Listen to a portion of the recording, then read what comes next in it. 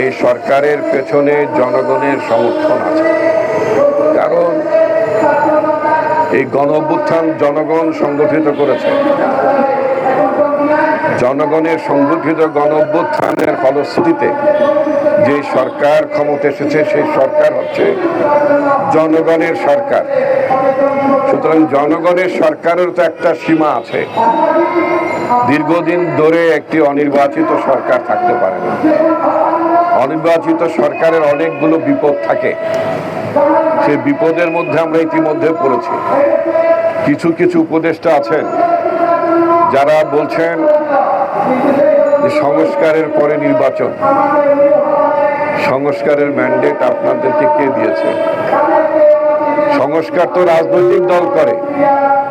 আমাদের দলের তরফ থেকে 31 দফা রাষ্ট্র সংস্কার, রাষ্ট্র বিনির্মাণের জন্য আমরা 31 দফা দিয়েছি। নতুন কোন দফা আপনাদের মধ্যে দিয়েছেন আমি তো সেটা দেখি না। আমরা বলেছি রাষ্ট্রপতি এবং প্রধানমন্ত্রীর মধ্যে ক্ষমতার ভারসাম্য থাকবে। আমরা বলেছি প্রধানমন্ত্রী 2 মেয়াদের বেশি ক্ষমতায় থাকবে না। আমরা বলেছি একটি টেকসই নির্বাচন ব্যবস্থা থাকতে হবে। আমরা বলেছি একটি জবাবদিহিমূলক সরকার থাকবে। সুতরাং মোটা দাগে যে কথাগুলো আমরা বলেছি সেই কথাগুলো আছে। আমাদের নেতা তারেক রহমান একটি কথা বলেছেন, 31 দফার বাইরেও যদি কোনো দফা থাকে দেশের স্বার্থে, জনগণের স্বার্থে, গণতন্ত্রের স্বার্থে, বাংলাদেশ জাতীয়তাবাদী দল সেটা গ্রহণ করবে। কিন্তু এই সংস্কারের নামে যদি রাজনীতিকে যদি বিরাজনীতিকরণের দিকে ঠেলে দেওয়া হয় তাহলে তো সেটা খুব ভালো দিক হবে না। 2007 সালে মিলিটারি কন্ট্রোল গভর্নমেন্ট মঈনুদ্দিন ফখরুদ্দিনের সরকার তার একটা বিরাজনীতিকরণের চেষ্টা চালিয়েছিল। সেই চেষ্টাটা তারা সফল হতে পারেনি। এখনো যদি আমরা দেখি একটা বিরাজনীতিকরণের চেষ্টা চলছে, যেমন বলেছে রাজনৈতিক দলের ছাত্র সংগঠন থাকবে না, রাজনৈতিক দলের যুব সংগঠন থাকবে না, রাজনৈতিক দলের শ্রমিক সংগঠন থাকবে না, তাহলে কিভাবে হবে? এই যে আমরা 80-র দশকে আমরা ছাত্র রাজনীতি করেছি, ছাত্র রাজনীতির মধ্য দিয়ে আমরা রাজনীতি শিখেছি এবং এর মধ্য দিয়ে আজকে জাতীয় রাজনীতিতে নেতৃত্ব দেওয়ার মতো একটি জায়গায় আমরা পৌঁছেছি। যদি আমরা সেদিন ছাত্র রাজনীতি না করতাম তাহলে আমি বা আমার মতো মানুষেরা কি বিএনপির নেতৃত্বে আসতে পারতেন না। তাহলে একটা রাজনৈতিক শূন্যতা দেখা দিত। রাজনীতি তো আসলে আপনার চেম্বার অফ কমার্স না, রাজনীতি তো কোনো বিজেপি না। রাজনীতি একটা সংগঠন, এই সংগঠন জনগণের কথা বলে। সুতরাং জনগণের কথা বলতে হলে রাজনৈতিক দলকে তৈরি হয়ে উঠতে হয়। তার ছাত্ররা তৈরি হবে, তার নারীরা তৈরি হবে, শ্রমিকরা তৈরি হবে, যুব সমাজ তৈরি হবে। এইভাবে তো আপনার রাজনৈতিক সংগঠন তৈরি হয়। আজকে যারা এই যে ছাত্র সংগঠন থাকবে না, যুব সংগঠন থাকবে না বলে দাবি করছেন, মানে সংস্কারে বলেছেন, তাদের জানার কথা খোদ মার্কিন যুক্তরাষ্ট্রে ডেমোক্রেটিক পার্টির পক্ষে তাদের ছাত্র সংগঠন আছে, রিপাবলিকান পার্টির পক্ষেও ছাত্র সংগঠন আছে। এক একটা দেশের এক একটা ধারা। কিন্তু যারা ডেমোক্রেটিক ইউথ, ডেমোক্রেটিক স্টুডেন্টস আছে তো সেই সব দেশে, তা না হলে সেখানে আপনার রাজনীতি কি করে উঠবে? আরেকটা কথা তারা যেটা ভুলে যান সেটা হচ্ছে যে গণ-অভ্যুত্থান হয়েছে, তারা বলেন যে বড় সংস্কার করতে হবে, ছোট সংস্কার করতে হবে। তাদের উদ্দেশ্যে একটি কথা বলতে চাই, সারা পৃথিবীতে গণ-অভ্যুত্থানের পরে নির্বাচন হয়। গণ-অভ্যুত্থানটা কেন হয়?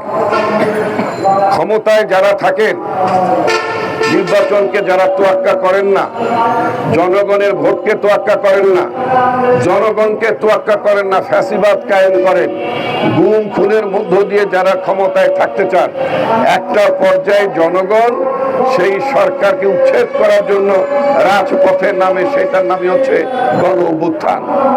গণ-অভ্যুত্থান কোন সংবিধান মেনে গণ-অভ্যুত্থান হয় না। সংবিধান মেনে ওই যে গণভবনটা দখল হয়েছিল 5 তারিখে, সেটা কি সংবিধান মেনে হয়েছে?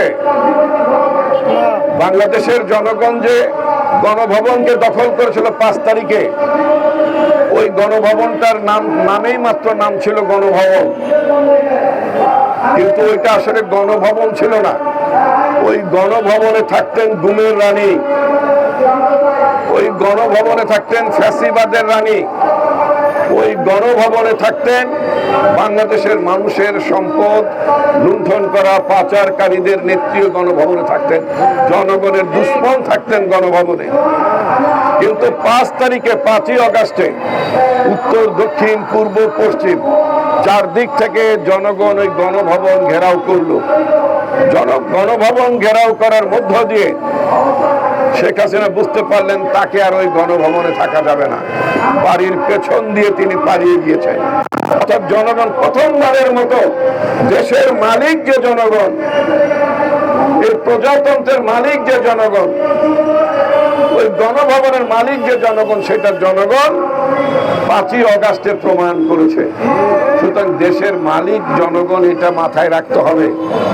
রাজনৈতিক দল, রাজনৈতিক নেতারা নিজেদেরকে যদি কেউ জমিদার ভাবেন, যদি মনে করেন তারা জমিদার তন্ত্র কায়েম করবেন 5 বছরের নির্বাচনের মধ্য দিয়ে, সেটা কিন্তু হবে না। 5ই আগস্টে বাংলাদেশের জনগণ গণভবন দখল করার মধ্য দিয়ে প্রমাণ করেছে গুমের রানী, ফ্যাসিবাদের রানীর বাংলাদেশে কোনো স্থান নেই। আমি আরেকটি কথা বলতে চাই, এই যে 69 সালে, তখন আমরা পাকিস্তানের মধ্যে ছিলাম, 69 সালে গণ অভ্যুত্থান হয়েছে, তৎকালীন ছাত্র সমাজ জনগণ গণ অভ্যুত্থান করেছিল। এই গণ অভ্যুত্থানের 1 বছর পরে 70 সালে একটা নির্বাচন হয়েছে, অর্থাৎ গণ অভ্যুত্থানের পরে নির্বাচন হয়েছে। কিন্তু পাকিস্তানের সরকার ওই নির্বাচন